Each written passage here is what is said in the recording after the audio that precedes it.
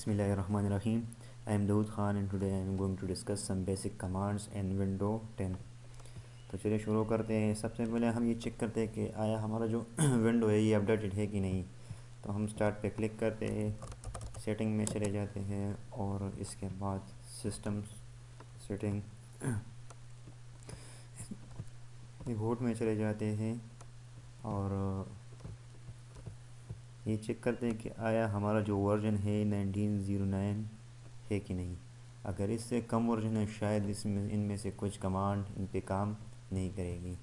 और ये commands Linux में भी काम करती है और इस 1909 जो वर्जन है इसमें भी काम करती है। तो चलिए शुरू करते हैं। सबसे पहले हम कमांड लाइन को ओपन करते हैं, इसको थोड़ा रिसाइज कर लेते हैं।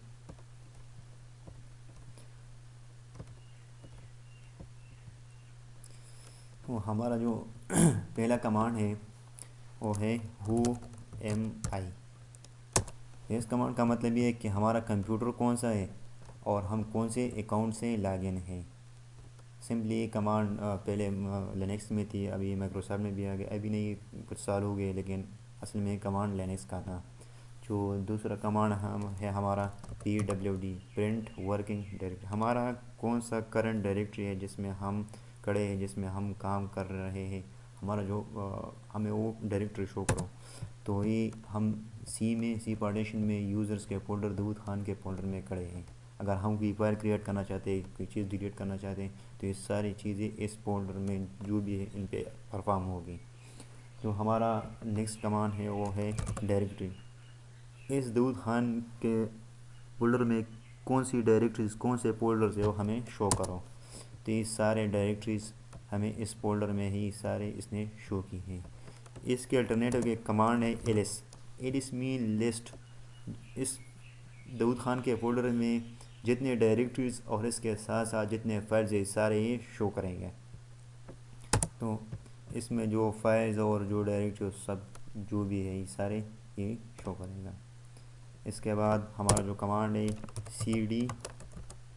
cd मीन चेंज डायरेक्टरी, और डबल डॉट का मतलब ये है कि एक स्टेप बैक चला जाओ, एक स्टेप और बैक। अगर हम फिर से वापस यूज़र के फोल्डर में जाना चाहते हैं तो इस फोल्डर का नाम लिखेंगे cd users and same cd Dawood Khan, इस तरह के चले जाएंगे। सिंपल, इसमें तो कोई रॉकेट साइंस नहीं है। इसके बाद हमारा जो कमांड है वो है क्लियर का मतलब है सारा कुछ क्लियर करो। और इसका अल्टरनेटिव जो कमांड है cls, दोनों काम करते हैं। क्लियर से भी काम हो जाता है, स्क्रीन को क्लियर करता है, और cls को भी cls से भी स्क्रीन क्लियर होता है। cls विंडो इससे पहले माइक्रोसॉफ्ट में काम करती, क्लियर जो है वो लिनक्स में काम करती है। अब ये सारे के सारे जो अपडेटेड विंडो इसमें काम करती है, इसलिए मैंने पहले बताया कि हम अपने विंडो को चेक करते हैं ये अपडेटेड है कि नहीं है। इसके बाद हम अपने डायरेक्टरी चेंज करते हैं और डेस्कटॉप में चले जाते हैं और यहाँ पे चेक करते हैं हमारे कौन से फाइल और फोल्डर है। ये फाइल है desktop.ini और ये फोल्डर है जो सामने आपको दिख रहा है, ये इसको शो कर दिया और इसको फोल्डर को शो कर दिया। अब हम चाहते हैं कि हम फोल्डर को कैसे क्रिएट करें। तो इसका जो कमांड है make directory, dir make directory, और इस फोल्डर जो फोल्डर हम क्रिएट करना चाहते हैं उसका नाम लिखेंगे टेस्टिंग। तो आपको शो हो रहा है कि क्रिएट हो गया। यहाँ से कैसे कंफर्म करें कि क्रिएट हो गया कि नहीं, तो एलेक्स करेंगे तो ये हमारा जो फोल्डर था वो क्रिएट हो गया। अगर हम एक बार में एक से ज़्यादा फोल्डर क्रिएट करना चाहते हैं तो हम mkdir और सपोज practice 1 practice 2 practice 3 जितने भी फोल्डर क्रिएट करना चाहते हैं तो सारे लिखेंगे, स्पेस के साथ जुदा करेंगे और एंटर करेंगे। तो ये सारे के सारे फोल्डर्स क्रिएट हो गए। यहाँ से कैसे कंफर्म करेंगे, एलएस, ये सारे जो फोल्डर हैं एक ही बार में क्रिएट हो गए। अब हम चाहते हैं कि फोल्डर को क्रिएट डिलीट कैसे करें। rmdir जो माइक्रोसॉफ्ट का असल कमांड है रिमूव डायरेक्टरी, और इसका नाम लिखेंगे, डायरेक्टरी का नाम लिखेंगे रिमूव डायरेक्टरी, तो टेस्टिंग रिमूव हो जाएगा। तो कंफर्म करते हैं, इसमें टेस्टिंग नहीं है। अगर हम चाहते हैं कि ये सारे के सारे एक ही कमांड में रिमूव करें, तो इनमें से हम दो को रिमूव करते हैं, रिमूव डायरेक्टरी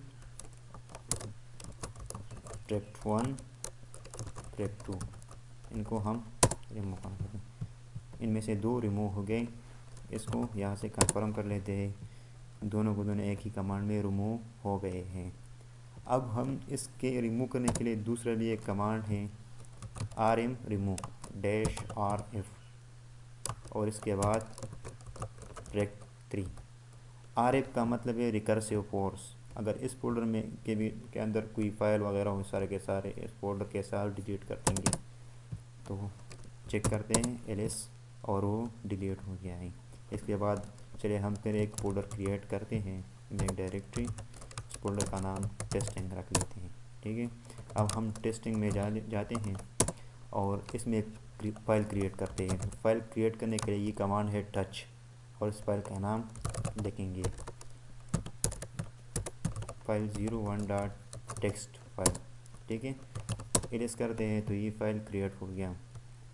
इस फाइल को हम रीनेम कैसे करें, mv और file01, और इसको जो हम नया नाम देंगे practice01.txt, तो ये रिमूव और ये रीनेम हुआ होगा।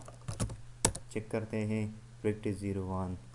अब हम इस फाइल को कैसे क्रिएट करें, तो इसको हम कॉपी कर लेते हैं, कॉपी, इसका नाम लिखते हैं और कहाँ पे क्रिएट कर लें, हम एक स्टेप हम बैक चले जाते हैं, और एक, इसका मतलब पहले हमने पढ़ा कि बैक हैं, एक स्टेप बैक चले जाओ और वहाँ पे ये पेस्ट कर लो। तो the syntax of the command is incorrect, एक स्टेप पीछे चले जाओ। इसमें सही कमांड नहीं थी, इसमें ही स्लैश हमने ज़्यादा लगाया। इसका एक स्टेप पीछे चले जाओ और यहाँ पे पेस्ट करो। अगर हम चाहते हैं कि ये कोई फोल्डर में कॉपी हो जाए, तो उस फोल्डर का पूरा फाइल यहाँ पे हम रखेंगे। ठीक है, तो यह आपको देख रहा है कि यहाँ से कॉपी हो गया है, एलिस यहाँ पे भी मौजूद है। अगर हम एक स्टेप पीछे चले जाएं और यहाँ पे एलिस करें, तो यहाँ पे भी ये मौजूद है। हम चाहते हैं कि ये फाइल को हम रीनेम करें, यहाँ इस वाले फाइल को वो practice.khan.txt, और इसको हम khan.txt कहाँ पे, टेस्टिंग में फाइल हम मूव हो गया। हम टेस्टिंग में जाते हैं और इसको चेक कर लेते हैं एलिस, तो practice01 भी है और खान भी है। तो हमने आज ये सीखा कि हम हमारा करंट डायरेक्टरी क्या है, इनको कैसे क्लियर करते हैं, हम फोल्डर कैसे क्रिएट करते हैं, एक से ज़्यादा कैसे क्रिएट करते हैं, उसको डिलीट कैसे करते हैं, इसमें फाइल कैसे क्रिएट करते हैं। ये सारे बेसिक कमांड जो हर किसी को आने चाहिए, ये सारे हमने आज कवर कर लिए। Thanks for watching.